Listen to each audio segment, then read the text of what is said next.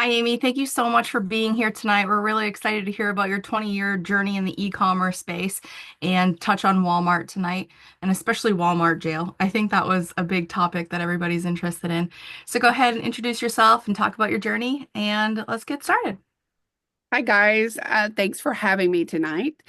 I've been selling for a really long time. I started on eBay over 20 years ago. I've sold on not Walmart, Amazon for over 12 years. Walmart about 2.5 years, seriously. And also so I've sold on Whatnot, Poshmark, Macari, probably you name the platform, and I've at least tried it to see if it's a good fit. Right now, my main focus is Walmart. I have transitioned about 95% of my business from Amazon after 12 years over to Walmart. Pretty much just fulfilled by merchant on Amazon. So I made the big switch to Walmart. I really kind of went all in last year after the Walmart Seller Summit and decided for Q4, Walmart was going to be my pretty much my only focus unless I could fulfill it by merchant. And since then, we've just kept building Walmart month over end to where they get our full focus now. Um, but just kind of sell a little bit of everything, but I did find myself in Walmart jail for 7 days this year in February. So it started back last November. I picked up some filters on clearance in Walmart, just some retail arbitrage, added it to my catalog. It came back with a comp error. Now, we all know that comp errors, a lot of times you can get them cleared. So, my procedure at the time was either myself or my VA, we would open up a case and try to get a comp error cleared. When we did that, half the time we were able to sell the item and we kept it moving. This particular item didn't think much about it. Went back, saw the comp error didn't clear, tried to delete it. It's Q4. By now, it's after Thanksgiving. Didn't really pay attention that it never deleted from my catalog. 60 days later, I paid a lot of attention that that comp error never deleted from my catalog. It was a CAS humidifier filter, little bitty small box for a humidifier. Picked it up last fall thinking we're going into cough and cold season. People will want a humidifier. They'll replace their filter. Paid no attention that I bought two or three different kinds, that this one particular one was antimicrobial. And that's a really bad word for WFS. So when I converted this filter to WFS, didn't pay attention that it was antimicrobial, and it converted the comp error. And then Q4, I just never tried to delete it. So I go off. I'm actually on vacation, winter break. I'm in Florida with my daughter, seeing family in Florida. Wake up on a Monday and my account was suspended about 11 o'clock. I didn't get any, went back, searched emails, everything, got no heads up other than it was about 60 days after I initially entered the product into my catalog. And the bad thing about that is we all know you can't tell if you can sell something on Walmart without adding it to your catalog. It's not like Amazon where the seller app will show us that it's restricted. We have no idea. The antimicrobial properties of this filter was not something that was even advertised until it was in the back of the box in very small print that it was antimicrobial. It was on the Walmart listing that it was antimicrobial. So that was great. 7 days. And you're like, well, how bad is a 7 day suspension in Walmart? It's Walmart. It's a little bit more than 7 days. So, first of all, the 7 days when you're in Walmart jail, you can't do anything. You can't even access help. It's literally 7 days before you can even open the case up to submit a appeal, saying you're here, this is what I did wrong, this is what I'll do in the future. You can't look at help to help you write the appeal. You can't remove your inventory. You can't send in inventory. You can't get money out. You can't do anything. And I think it's really stupid that they restrict help and they don't let us look at help. Because if you're working on your appeal, you should be able to fully access help. The only case you can open while I was suspended for this was the case to write my appeal. I went ahead and sent it in early, got denied immediately. They're like, nope, we will see you again in 7 days. So went about, was salty for Walmart for a week, and I just sourced in Florida for eBay at the time, a little bit for Amazon. Was really mad at Walmart. The next Monday, I submitted my appeal. I was immediately reactivated seriously after my appeal. It was within 30 minutes that I was got the great news, you're reactivated. And then you realize that they reactivate you one SKU at a time every 3 to 5 minutes. So it is a very slow process coming back live. It is a SKU by SKU process. I told you guys I am a really older seller back in the day when we couldn't delete SKUs and you just kind of archived them or just kind of left them alone. I had over 6,000 SKUs in my catalog when I was suspended because I'd never taken the time to clean up my catalog. So you can do the math on 6,000 SKUs in 3 to 5 minutes. It was days. Um, when I got turned back on Monday, it took about it was a little over 24 hours before I got 4 sales. Um, it was Thursday. I had a $300 day. It was $297. And I remember I texted and Sarah, Sam, there were a couple people in the group. And I was so excited for that $297. I had never been happier to see a $300 day on Walmart. So from Monday to Thursday, this was also reactivating towards the end of February where we were getting comp errors for everything.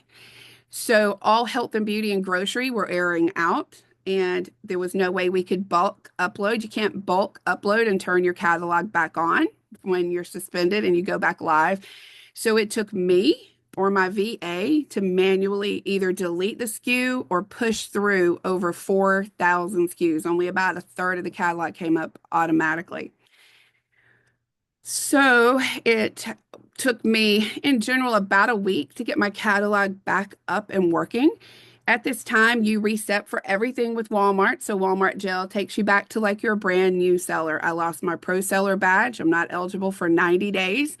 So it's at the end of this month, May 5th, they will let me try to rebadge, which my metrics are there. So I should rebadge again in May. So I lost pro seller badge, for March, April. So you lose it completely. I lost the ability of early payouts until the next pay cycle hit. So I didn't totally reset for early payouts, but I missed a payment. So we went 23 days between payouts. So we didn't get any money coming in from Walmart for 23 days.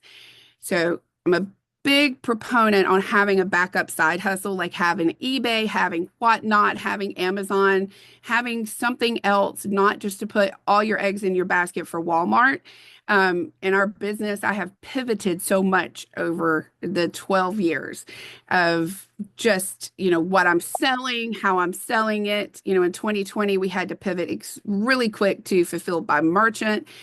So that's the most thing I can say is just always be ready to expect the unexpected and always have some kind of an emergency cash flow or have another way to get income if you go down for suspension because a 7-day suspension on Walmart, 23 days without payment. After that payment hit, I started getting the early payouts again. So I lost, money was for a while. I lost pro seller badge, and it was about 2 weeks total time before I really picked back up on the algorithm. I had just sent in to get ready to go on vacation. I had just sent in just over 2,000 units on the Thursday and Friday before I went out of town. So of course they don't even receive those. They put them over to the side. So I had to open up cases. I had to wait 10 days from the date they got them. I had to wait 10 days. Then I had to open up a case to say, hey, can you go work that shipment that's been sitting there for, 10 days now. So there's a lot about a suspension. So what I'm going to tell you to do now is clean up your catalog. We tend to think of spring. We think about cleaning up our warehouses, cleaning out our house, our own closet, clean up your Walmart catalog. Cody got suspended for an IP claim of something he never sold. I got suspended, for a comp error for a product I never sold. So it was an antimicrobial product. Brian showed that fabric softener in there. We picked up a detergent today. Danny did. We were looking at it to see about selling it. It's an antimicrobial. It's one of those like scent buster type detergents. I saw the word antimicrobial and I'm like, get it away from me right now. We are not, I don't care what the ROI. I do not want to, because I didn't want a merchant fulfilled detergent, right? So yeah, I was traumatized. And so I was like, I'm so not going to, because detergent's not a fun thing to merchant fulfilled. That filter would have been great merchant fulfilled. They weigh like, like 6 ounces, and you could have thrown it in a poly mailer and it could have been out the door, They- We're not doing it anymore. you know. So I tell people clear up your catalog right now. So if you have anything sitting as a comp error, get it deleted. And here's what I do now, and this is why. We tried to delete that back in November, but I didn't have proof. The reason why I know we tried to delete it, that's part of our procedure. If it's something we can't sell back then and we opened a case, we would delete it. This SKU was stuck. I couldn't delete it. Walmart couldn't delete it. It took me 2 weeks to get that SKU that I never sold to be removed from my catalog. And if you have a SKU like that and you notice that it didn't automatically delete, you need to open up a case. One of the pieces of information you're going to need is the activity feed. So what our procedure is now is if we get a comp error, then we open up a case. If it comes back that we can't sell it, we delete the item or retire it, depending on if it was, because sometimes you do get a comp error on seller fulfilled. Usually it's WFS. So we go in and we attempt to retire the item. We will get an activity feed from that item that we've retired. We now save that in a spreadsheet. Either I do it, Danny, or the VA. Thalia does it. So one of the three of us, we take note of the SKU, the product name, the activity feed, and the date. Because if you have that activity feed, you can open up a case and say, this is a comp error. I cannot get it to retire from my catalog, and then stay on top of Walmart till that SKU falls off. So any comp errors, if you get an IP, anything like that that you've heard people getting suspended from, if it's a hard gated brand that you know you're not going to be able to sell it, like Great Value, Equate, Better Homes and Gardens, maybe you didn't realize it was a Walmart brand, Justice. When you go to delete, when you go to remove those comp errors from your account, so if you either delete merchant fulfilled or retire a WFS, keep that activity feed. Screenshot it, keep it in a spreadsheet. Google Sheets are free. Keep note of that, because if I had that, I have a feeling where I could have shown them back in November, like, hey, I attempted to remove this from my catalog. I attempted to retire it. I think I could have gotten turned back on earlier than 7 days. But because I didn't have proof, because we were at that point 60 days out, you can't go back and find an activity feed from 60 days out from a product. That's not the way Walmart works. So, like I said, delete it, keep track of that. I would recommend any IP claims to always address those. Even if you just email them back, I'm going to retire this item from my catalog and I no longer intend to sell this SKU. Let them know you're handling that. Don't just ignore the emails. Because for so long, we ignored things from Walmart. That's why I had a catalog of 6,000 SKUs. Back in when I started, we couldn't even delete or retire a SKU. You could archive it, but it was still there. So all those SKUs that I had archived, all the SKUs that I didn't care about, they all popped up, all 6,000 of them. And then it was a nightmare to get my account fully to go live. So if you really don't intend to sell it, just do like we've been doing for Amazon for years. Just go ahead and keep your catalog clean. It's one of the best things you can do for your business. Make it a weekly thing. If you don't have a lot of SKUs right now, you might could do it once a month, but do go in and keep a clean catalog. Address comp errors, address IP claims. If it's a gated brand and you decide not to ungate, go ahead, clean that out. If it's a gated brand, go ahead, get all those Q4 gates out of the way. This is a great time to get ungated in something, but always stay on top of those cases and always go back 24 to 48 hours later and make sure if there's something you wanted to retire, make sure it's actually retired. Because maybe it can save you from, 60 days after an error comes up of being in jail for 7 days and then being out of money for 2 or 3 weeks and slow sales for about 2 weeks before you get back up fully running. Because it's Walmart, and I used to think Walmart was very slow to change, but they're changing so quickly these days. I used to joke back in the day, Amazon, we could get away with things for 2 or 3 years and then they would make a change. But, I swear Walmart's going like fast forward now, and they're cleaning up their catalog and they're making sure They're getting rid of duplicate listings. I would say if you know you're on a misbranded listing, be careful with stuff like that these days. You really don't want to get stuck with in Walmart jail. It's not a fun place to be.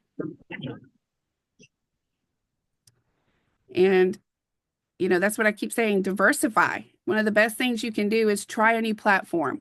Try Whatnot. If you've got returns, like Brian was talking about, you've got returns, you've got bad buys.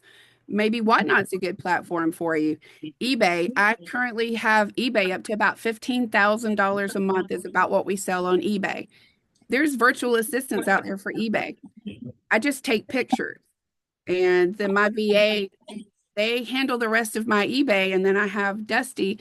He ships my eBay for me. He keeps it all organized and he ships it. So literally me, Danny, or Dusty, one of the three of us, we take the photos. Even Isabella, my daughter, can take photos for me for eBay. We put it on a Google Drive. The VA grabs it. The VA does the listing. And I walk away from eBay. And like I said, 15,000 a month. Your margins are probably the best on eBay of any of the platforms. And you can actually do RA for eBay now. A lot of the premium beauty that's been gated on Walmart and Amazon, it'll sell on eBay. So if you're in Ross or you're in Marshalls and you see the clearance stickers or you see a high-end brand that you can't sell anymore on Amazon or Walmart, maybe check it.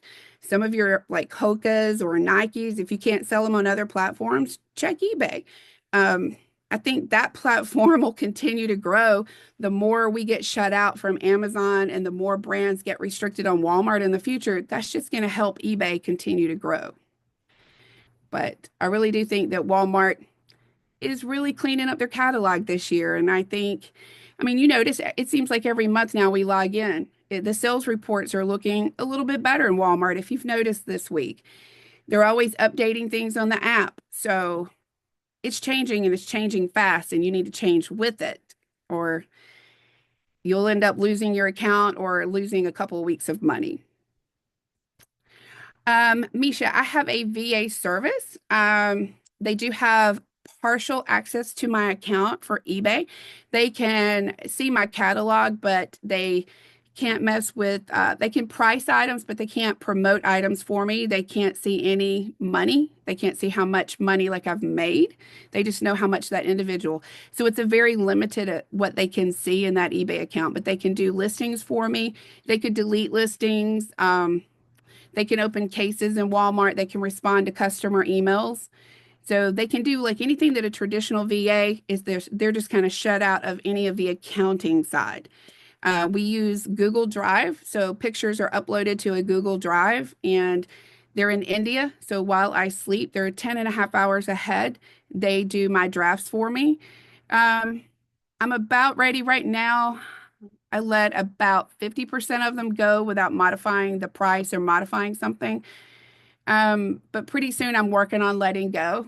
I admit that I'm a control freak in all aspects of my business. So adding VAs, that was probably one of the toughest things for me to do, to take my hands out of it. But once you step back and let them go with it, it's easier. But right now, 50% of them we just straight publish, and then some of the higher odd collectibles that I do look at the pricing on that because I do sell a little bit of everything on eBay. We buy by the pallet and sell beauty by the pallet, some of the higher end beauty, and see that they have great comps and they just price it and let it go for me.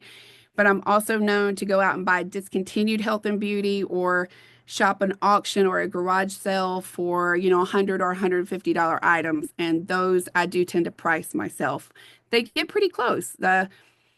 I gave them an odd coach purse and I actually agreed with their pricing. So that's one more step towards me letting it go.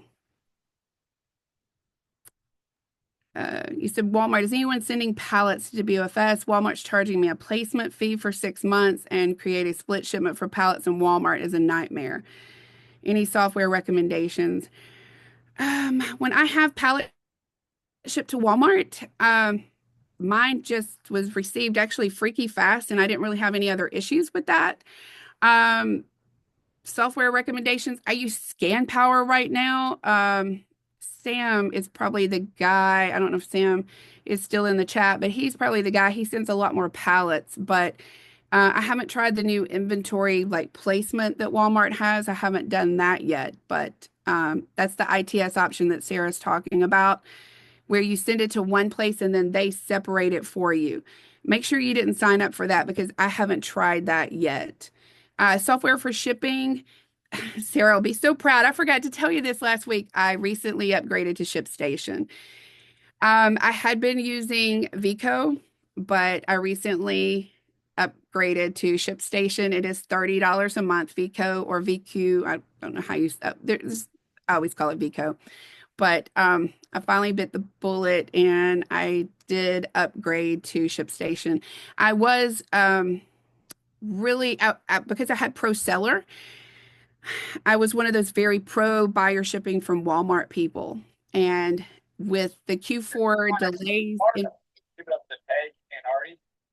with the Q4 delays in billing, because your Walmart, your FedEx labels bill about 2 to 3 weeks later with Walmart.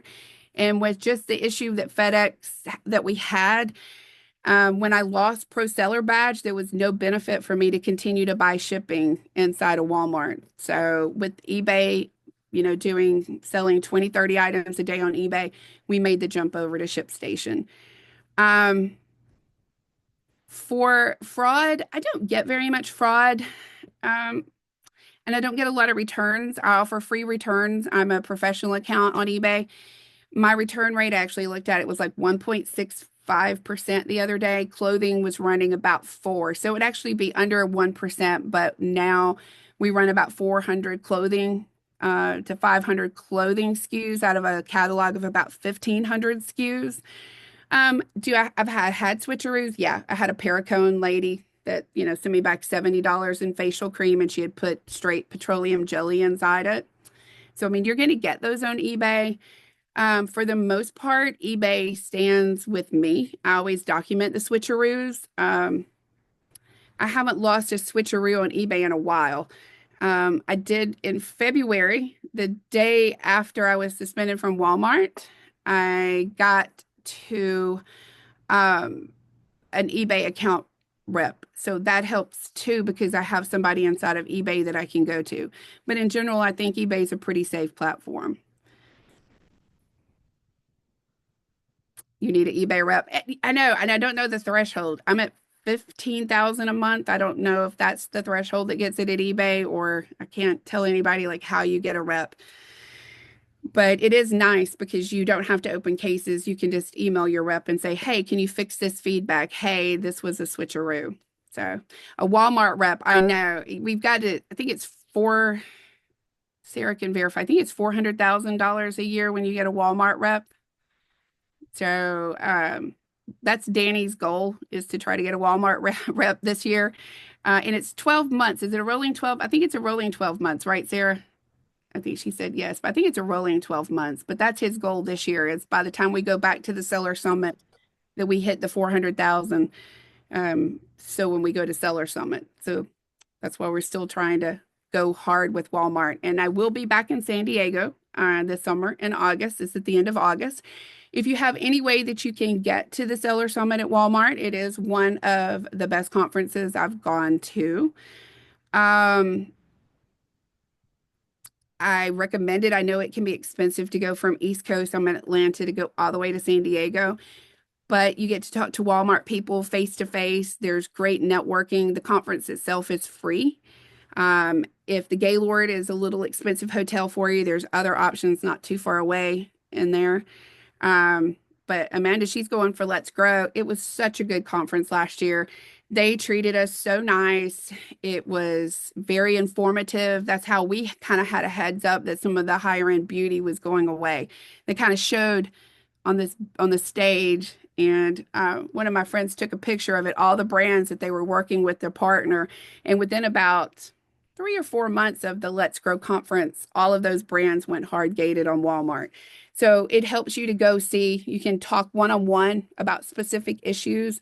So I highly recommend saving up this summer, doing whatever you can, try to get to San Diego for Let's Grow. So for a comp error, it depends on where you get the comp error. If you got a comp error when you're Amanda asked about deleting a comp error versus retiring it. In general, you can only delete something that is seller fulfilled if you have converted it to WFS, you have to retire it.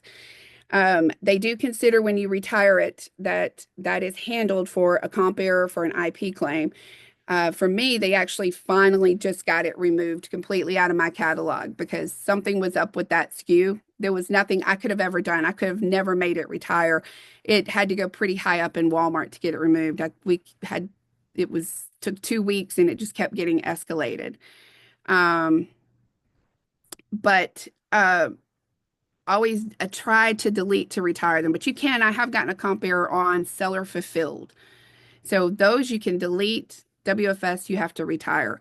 And if you had an account for a while, check your archived items. I know, a couple months ago when every SKU was showing up for us and everything was kind of going unpublished and in error status, it brought a little bit more of attention to things you may have archived.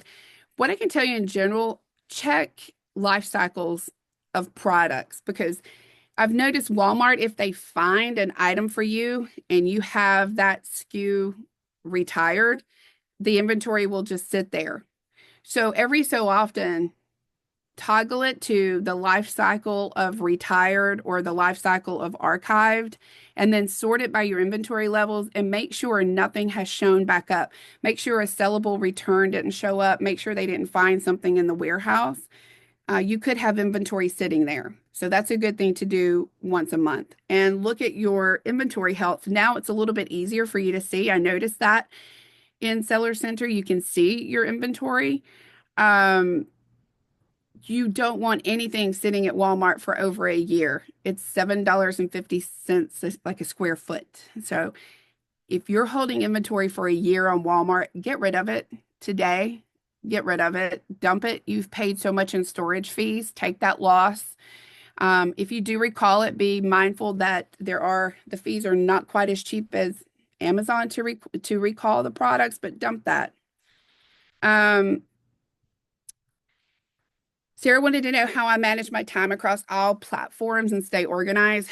Well, first of all, I'm a mom, so I don't feel very organized at all. I have a 12-year-old, soon to be 13-year-old. So I really always struggle with organizations, but I do have two VAs. I have a VA that is now just for Walmart, and I have a VA for eBay. We also I have a guy at the warehouse that's in charge of just eBay. So he organizes all of our eBay stuff. So I literally just bring boxes or bags of stuff, and then Dusty takes it from my hands. So I have learned to be hands off in certain areas. That's kind of how Walmart grew. I didn't actually have the mind space for Walmart. That's why from 2018, I just never did anything with it. And then in 2021, I did Q4 in 2021. In 2022, my husband had been working with AT&T and he got laid off. So AT&T's like, sorry, we're not going to have your department anymore. And so they laid him off. So he came to work with us in February of 2022. And I kind of was like, hey, look, here's this Walmart thing. So in the beginning of 2022, Walmart was things that wouldn't sell on Amazon that was gated or a bad buy or we couldn't sell on Amazon. It became, let's just send it to Walmart. And then Q4 2022, we did really well in Walmart. That Q4, that December of that year was really good. So in 2023, I said, "Here, Danny, do this Walmart thing. Just take it out of my hands." And I actually stepped completely back. And so all of 2023, it was a little thing that my husband did. And I gave him like, here's an office in the warehouse. And he would go in there and he'd be like, hi, I did a Walmart shipment today. And we're like, woo, look at you go. We sent 2,000 units to Amazon. And so it became a thing. And then we had a really good Q4 2023. And so I began to notice. And then in 2024, Sarah knows I started splitting. And I would say I was like 25 to 40% Walmart, really like 25. And then by the time I went to Seller Summit in 24, I was like, this is it. I'm just going to go all in. I'm tired of Amazon. The gates are coming. I was never suspended, but I just lost like joy for Amazon. So I went over. and just made a big push to Walmart. But yeah, Luke, it said he's 25 orders into Walmart, 100% gated from Amazon. That's, I mean, like, that's, you're going to hear that's everybody's, like back in the day where everybody started selling books on on Amazon. It was like I started selling on Amazon with books. I think everybody's story is I started selling on Walmart from my gated inventory. And, you know, when you buy something and it's great and it's gated on Amazon and you can sell it on Walmart, you just start pushing it there and then you see that it's a viable platform and you just grow. Um, you talked about Brian, you said, yeah, and Brian removed it. So if you get something that has a comp or an IP claim or some type of error you can't clear, before you could ever retire the item, you do have to have it recalled back to you. And like Brian said, it takes like a month to get recalled. So if you haven't gotten recalled inventory from Walmart yet, it does take like a month for them to send it back to you. Once that's sent back to you, it often is then retired and you can't see it. Or like Brian said, they'll just completely remove it from your account. From what I can tell, Brian, it is gone. We've had somebody look at my account because I was very anal and I'm like, that 7 days sucked. I want to make sure that this doesn't happen to me again because I never sold the item, you know. So I want to make sure you're not going to suspend me next month for this comp error because I can't delete it. So I just kept opening and opening cases and saying, you're going to have to escalate this. And 2 weeks later, then it was completely gone. Yeah, see, Amanda, that was me. It converted as a comp error because that's what you'll do. So say something like, you know, like this box of coffee, you go to add it, WFS, and it comes back as a comp error. So this box of coffee, it's probably a comp error because it's picking up on a word in it and it's not really a fungicide or, you know, it's not a bug spray or some type of fertilizer that's dangerous. It's not a knife. It's not ammunition. It's, you know, it's not an antimicrobial product. So this comp error would probably be cleared and then you would be okay to sell it and you can go about your day. Um, like Brian showed that antimicrobial fabric spray earlier, that one you can sell it seller fulfilled. Brian could sell 1,000 of those seller fulfilled. He's going to be able to, he could clear the shelves. I think that was an Ollie sticker.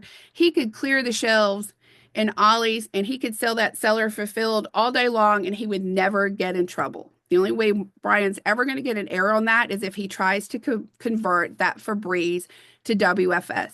When he goes to convert it to WFS, it's going to red error out. And if you click it, it's going to say that it's a comp error.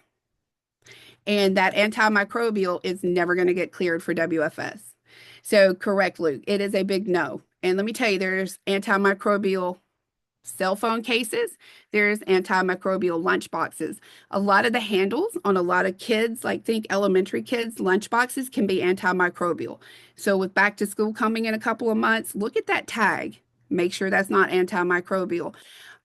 There's some ink pens that are antimicrobial, notebooks. I found there's a water bottle. I forgot one day we found a water bottle and like the protection of the outside of it because kind of everybody, you know, a lot of products went antimicrobial after 2020. So a lot of things have that protection on it. Sneaker soles, if they have antimicrobial properties, Brian said the insoles. I had an insole too.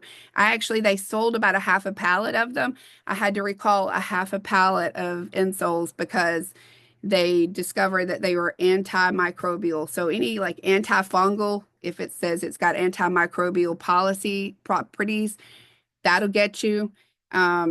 Be very careful. But in seller help, there's a list of some things that are not permitted for WFS. And a lot of it's common sense. You know, ammunition, guns, explosives, that's even one of them. But there's a lot of fungicides and like spectricide type things. What I tell people when you're out in the store and you're scanning and you find a product and you notice there's 0 WFS sellers, dig just a little bit deeper. If it is a cleaner of any kind, a fabric air freshener of any kind, you're in the like seasonal summer department with the bug sprays and all that kind of stuff, and you see 0 WFS sellers, it's probably a comp error. That doesn't mean you can't sell it. You just can't sell it WFS. So when you're scrolling, I put that on Instagram one day and I showed that like zero WFS sellers. Take that 30 more seconds to protect your account and take a look at it. Knives, you can, it's certain kind of knives, I think like switchblades. Think about it, if it's an illegal knife, but guns, ammo, like switchblades, but like a steak knife set, you're fine. And you can even WFS those, but I think it's like a switchblade.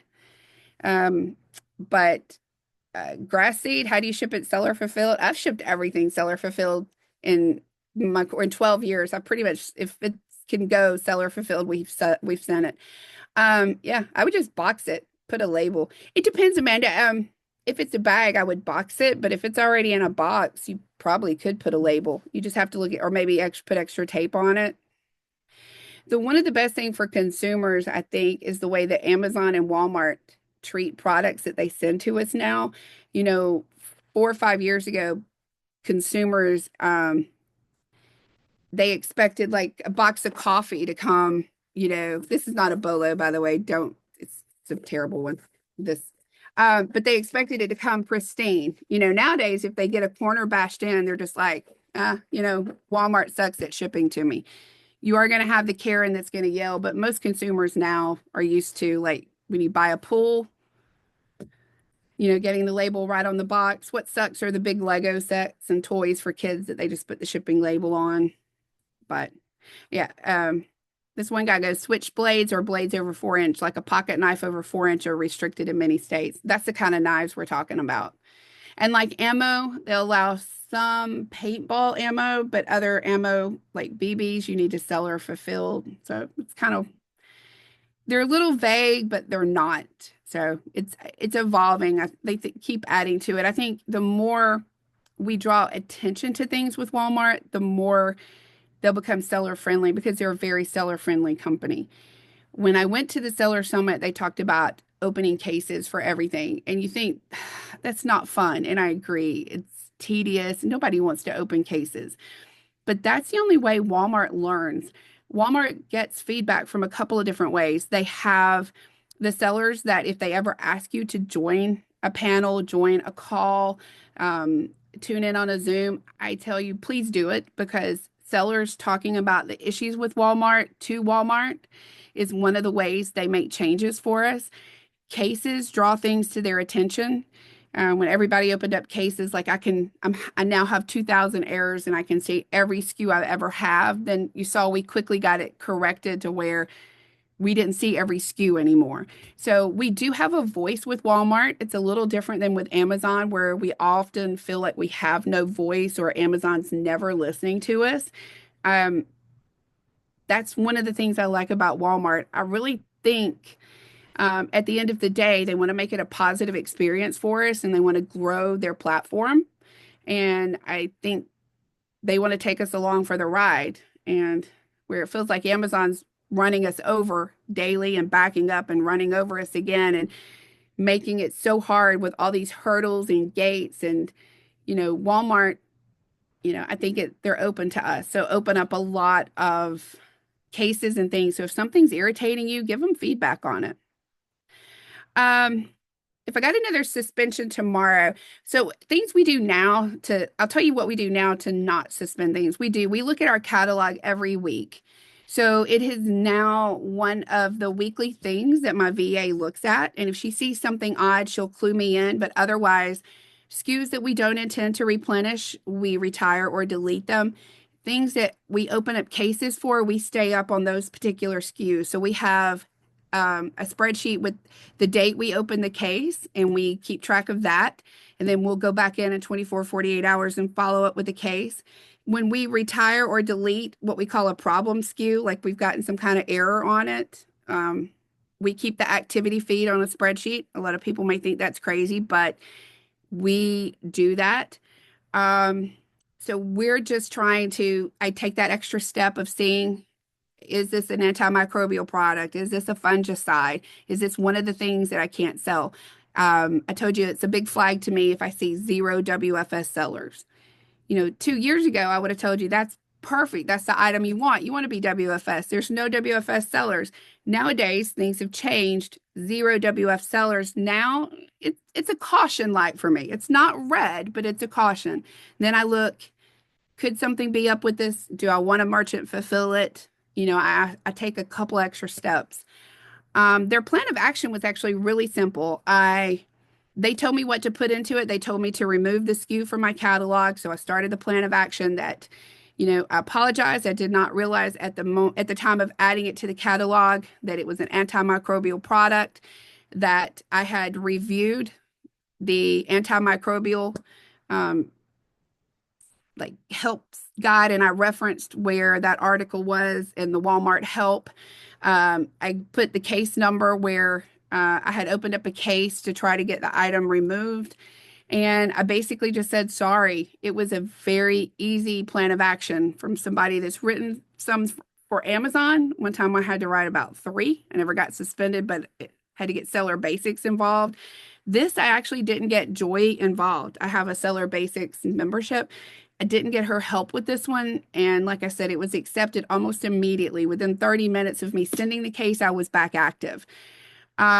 When you're suspended, the only thing you can do with Walmart support is open up a case. When I called on the phone, they wanted nothing to do with me. The only thing I could do during the 7 days is at the end of the 7 days, open up the only type of case they allow, and that's your plan of action.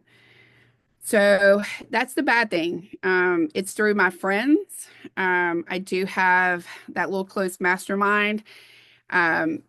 Immediately texted, and I think in that group message is Sam and Sarah and Michael. And I'm just like, oh my God, you guys. And then I had a couple of other friends within minutes. But what I can tell you, and Brian, I think would agree with me, if you're ever suspended, don't hide it. First of all, there's nothing to be ashamed of. When you actually put it out there, you find out how many people have been suspended. We all have to, like Amanda said, we all have to talk about it. We all have to help each other, because we can help each other without giving away our source of our products. We are out there in this together, and find a community, find a group of people that are your people, and you guys will only become better sellers and better people. You can't hide it. Like you see, Sarah's been suspended twice. I was suspended on Walmart. We joke about it. Sam was suspended, one of my friends, for shipping. Cody, immediately reached out to Cody when I saw he got suspended. He got suspended for an IP claim. So there's probably somebody that either knows somebody, or you can go to a call like, hey, go listen to this call. This chick got suspended for a comp error, or Cody's going to call on IP claims. Sam and I did a call, and Sam talked about his shipping. So and these are in a lot of Discords like this one that's free. So you don't have to a lot of times pay for information. But you do have to reach out and talk about it, and people are there. We'll work you through it. We'll help you with a plan of action and say, yep, that's what I put down. We'll help you, open a case and get rid of that. But more than anything, you won't feel alone. And I think that's the greatest thing about a community, is knowing that there's people that have your back, and people that when you're having a crappy day, like Sarah said, you know what, you're on vacation. Now you're really forced to be on vacation. Go enjoy your daughter. Go enjoy the family. Now you're not tempted to worry about Walmart. And she was right. So it made the 7 days. That's what made it a little bit easier, was that I was in another state, and I never opened my computer again. I actually took her advice, was like, okay, I'm doing that. Did it sit on the back of my mind for 24 hours a day for 7 days? Yeah, I was salty about it. You do, like JP said, you're under a tremendous amount of stress. And if you don't have friends to get you through it, like, you're going to get over this. They're going to put you back on. It makes it a little bit easier. And I think that's one of the most important things to do, is just talk about it. You'll be shocked how many people have been suspended. Brian, I'm telling you. So I never had Section 3. I've never been suspended for Amazon. Let me knock on wood. 12 years. I'm such an old Amazon seller. I went through the day before we got any heads up. It was like Section 3, but you never knew. So every morning for years, first thing I did was check my phone. okay, cool. I'm not suspended from Amazon because they back then in the beginning they would do it overnight. So you would wake up in that morning. But I had a account health issue last July that actually led into the seller summit, and it took it was a product they said it had a chemical in it. It didn't. Joy is like, this is gonna be so easy. We sent them the front and back of the product, packaging photos of it. We had gotten the SDS sheet from the manufacturer to prove that it didn't have the chemical. So we thought it was going to poof go away. It's Amazon poof. It didn't go away. So we did some other things and sent it in. Didn't go away. So then we started writing plans of action. And like Brian said, you just write a plan of action and they were like, nope, not good. And you don't know why. And then we wrote another plan of action. Nope, not good. Wrote our third plan of action. Nope, not good. And by that time, the account health violation had actually fallen off. And I called one morning and finally got somebody to realize that I am now writing plans of action for something that's not even on my account. And I was literally in Yosemite about to go to the Walmart conference the next day, the Seller Summit. And then I went and Walmart treated me so nice. And that's when I'm like, I'm breaking up with you, Amazon. You say you want me back, and I don't want you back anymore. And came back from the Seller Summit, did a little bit of shipments, basically getting the stuff out that I had ordered, and then just quit focusing on Amazon. But it was, like you said, I wasn't suspended, but that was still, I was at my wit's end. And you only get this one life. And Amanda mentioned it this morning, the healing frequency. Sometimes that healing frequency wasn't strong enough. So that's why I walked away from Amazon kind of. But I do 100% believe in a group of friends to get you through it. I 100% believe in prayer and meditation daily if you don't do it to help cut down on the stress of our job. I love the Calm app. I have it on our phone. I also listen on Spotify to the certain frequencies of music to calm stress and to keep you focused.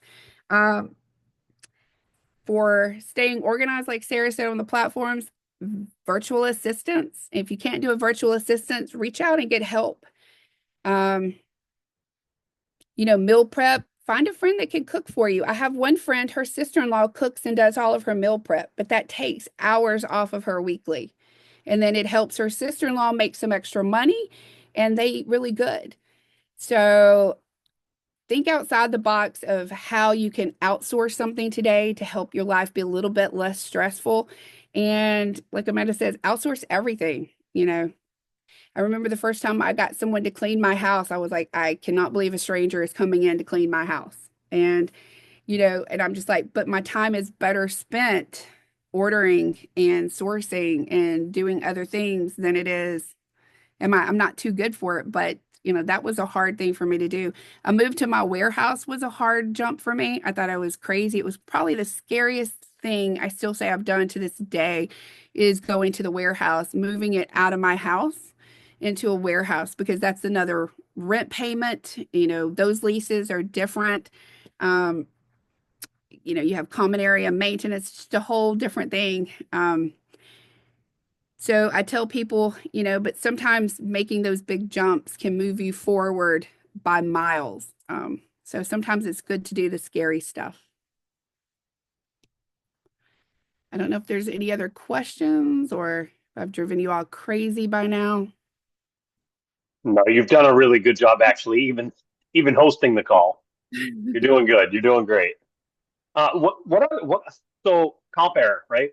There's many different meanings for it, correct? It's a compliance error. It stands for compliance. So there's something in the listing. There's a lot of things that could be in the listing. It could be a certain word that the AI, the algorithm's picking up on. It can be a certain type of product that you're not allowed to sell.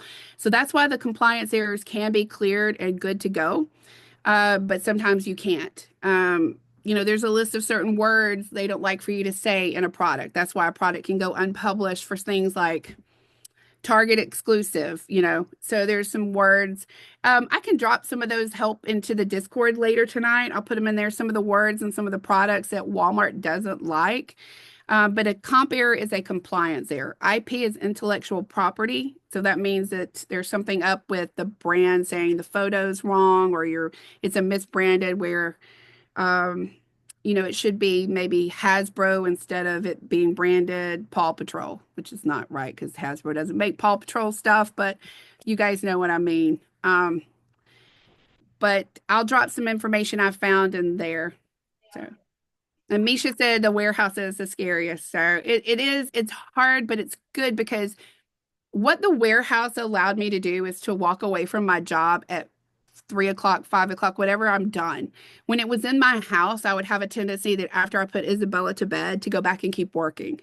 And I was working so much that I was beginning to get unhappy because I started working for myself to be able to be present with my daughter. I was dropping her at daycare at 6:30 in the morning to work 12 hours to be away from her for 12 hours with Atlanta traffic. So I went to work for myself. So anytime I start to just get really unhappy, I look for another avenue of something I can do. And the warehouse, being able to shut those warehouse doors and drive away every day, just I could leave work behind again. How to get pre-approvals like what he said, India. So uh, you want to add the item to your catalog, it's going to error out and say that you need pre-approval for that product. And in that case, send your receipt.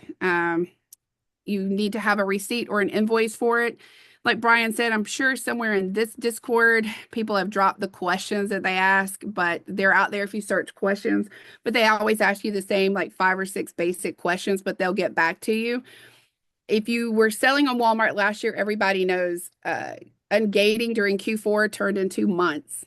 Months. It was taking 2 to 3 months to get ungated for Disney, Star Wars, some of those big brands in Q4. So it's one of the things I tell people to do in the downtime of the spring and the summer, start getting ungated. If you notice that you can't sell Star Wars, you can't sell Lego, go ahead and get ungated now. It doesn't take that many units. Brian dropped his video in the chat. Go out there. See, if you're India, I would go back in and ask them. If it's been 6 months, I would go back in and open up a case and say, I would reference the case that you opened 6 months ago and say, I need a status on this. 6 months ago, I opened a case with trust and safety to get ungated. So, but yeah, you always want to try to do it outside of Q4. It's one of the things that you may not be selling toys right now, but do it now. Sarah? You're muted. I don't know how to put the hand down, but I was just going to ask you, Amy, 2 questions. What is your favorite category, and what has been your favorite flip on Walmart? Let's see. Category is always going to be beauty for me. It's what I know that category. My favorite flip on Walmart. I don't know if I have a favorite Walmart flip. I go back to the carrot pen and the bowls on Amazon because that was back in the days when people hustled in silence. And I think nowadays all the good bolos get blown really quick. In general, I like grocery on Walmart. A lot of people think that it's hard to do grocery.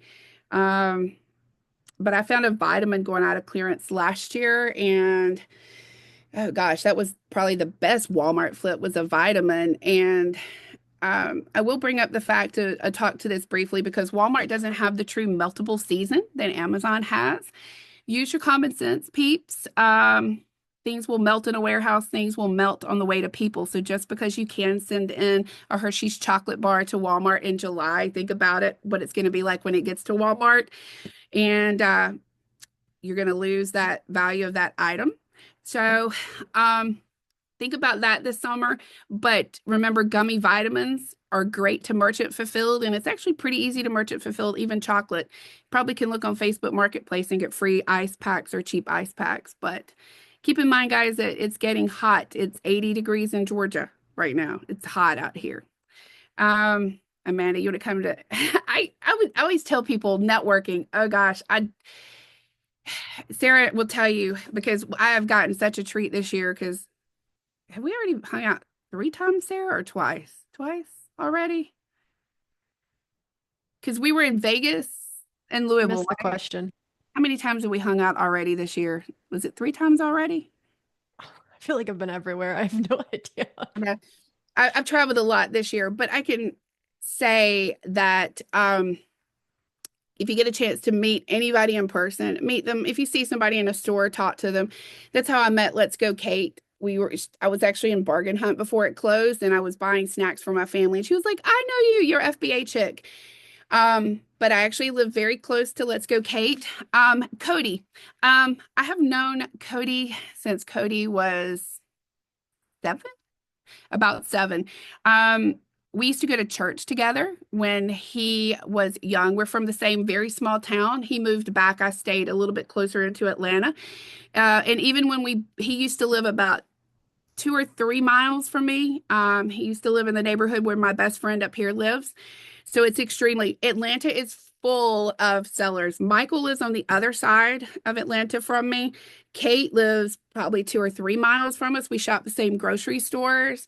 Lifestyle for Good Megan is probably less than 5 miles from me. So Atlanta, we're jam-packed in Atlanta with sellers. But like Brian says, meet everyone. You never know what connection's where you're gonna find the group you fit in, or where you're gonna find somebody. But I met Brian in person in December at Chris Grant's Christmas party. So there's all kinds of meetups. That was it wasn't a free event, but it was like 10 or $15. You were basically paying for your alcohol and food that night for Chris Grant's party. But look for meetups, and if organize your own. So, Indy, I've always talked about having especially a girls meetup, and we were about to do one, and then Kate got pregnant. She's about to have a baby any day now. So look in the fall for a Atlanta reseller meetup, because Michael and I have kicked it around. You've got Cody. Cody would be in. So you've got me when Kate has her baby. So look for an Atlanta meetup one night for dinner and just to hang out with a lot of different sellers. So yep, you guys have Miami in 8 days, so enjoy. Enjoy, guys, when you go to Miami. You'll catch me, I guess Seller Summit's the next thing scheduled. So if you're going in San Diego, look me up.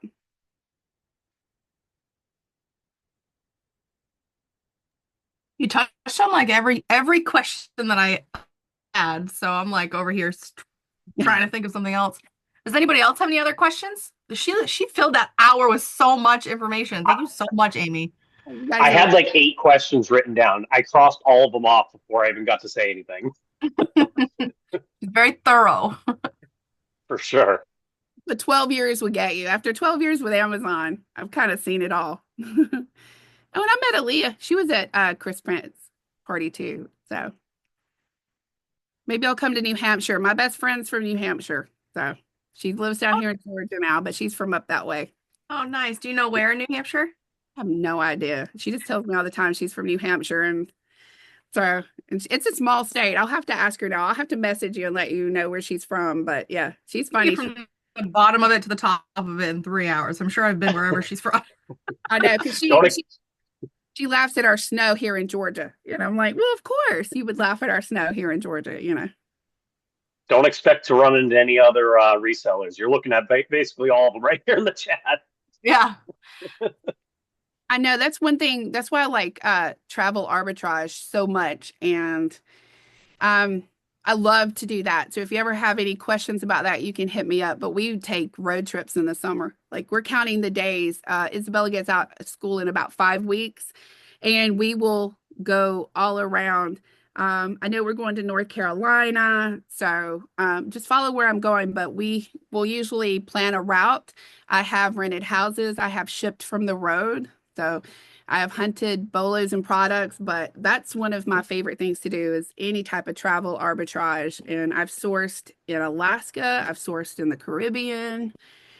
So a lot of states, even Kansas, when I went out for a conference one time out in Kansas, I sourced out there. So I love to do that.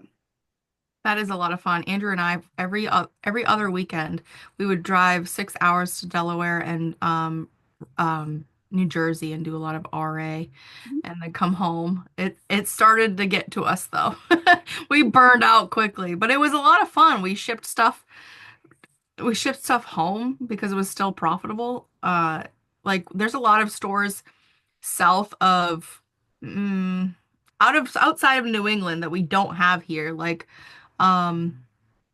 Or maybe it's hidden and I don't know about it, but we're getting the first Ollie's. The closest Ollie's to us is like 20 minutes from here, but I never t it's in a taxed state. Never done anything with whatever it's called, tax exempt before. So that's going to be a new avenue. Really? 3 Yeah, years into it. they're really easy, and that's the one I just give my phone number there. So that one's really easy. Set up tax, and that's something else to do in the summer right now. Anytime you have like a little slight lull in sales, work on things that'll make you better in the future. Getting tax exempt, getting on gates, cleaning up your catalog, organizing your warehouse or your workspace in general, ordering supplies. There's all kinds of things when sales are, this is a tough time of year after Easter before the summer stuff really kicks in.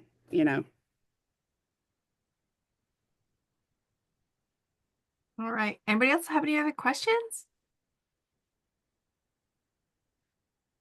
All right, Brian, you want to do the outro? Sure. So if nobody has nobody else has any other questions before we end it? Okay. All right. Thank you very, very much, Amy. Your expertise in e-commerce in general has been very, very knowledgeable. I really appreciate your time.